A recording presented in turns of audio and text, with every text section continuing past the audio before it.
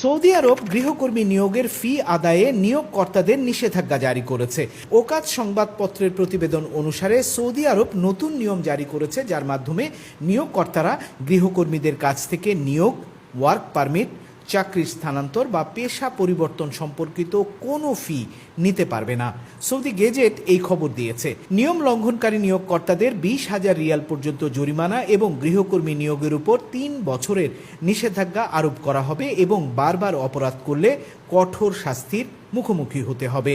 এছাড়া নতুন বিধিমালার অধীনে কর্মীদের ঐক্যবদ্ধ কর্মসংস্থান চুক্তি অনুসারে সম্পূর্ণ বেতন প্রদান করতে হবে এবং তারা সাপ্তাহিক বিশ্রামের দিন, দৈনিক কমপক্ষে 8 ঘন্টা টানা বিশ্রাম এবং প্রতি 2 বছরে 1 মাসের বেতনভুক্ত ছুটি পাবার অধিকারী। নতুন নিয়মের ফলে গৃহকর্মীরা ভালো আচরণ এবং তাদের উপযুক্ত কর্মপরিবেশ নিশ্চিত হবে বলে মনে করা হচ্ছে। সৌদি আরব গৃহকর্মী নিয়োগের ফি আদায়ে নিয়োগকর্তাদের নিষেধাজ্ঞা জারি করেছে। ওকাত সংবাদপত্রের প্রতিবেদন অনুসারে সৌদি আরব নতুন নিয়ম জারি করেছে, যার মাধ্যমে নিয়োগকর্তারা গৃহকর্মীদের কাছ থেকে নিয়োগ, ওয়ার্ক পারমিট, চাকরির স্থানান্তর বা পেশা পরিবর্তন সম্পর্কিত কোনো ফি নিতে পারবে না।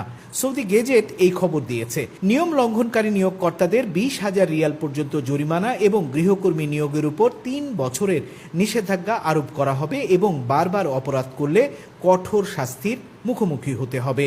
এছাড়া নতুন বিধিমালার অধীনে কর্মীদের ঐক্যবদ্ধ কর্মসংস্থান চুক্তি অনুসারে সম্পূর্ণ বেতন প্রদান করতে হবে এবং তারা সাপ্তাহিক বিশ্রামের দিন, দৈনিক কমপক্ষে 8 ঘন্টা টানা বিশ্রাম এবং প্রতি 2 বছরে 1 মাসের বেতনভুক্ত ছুটি পাবার অধিকারী।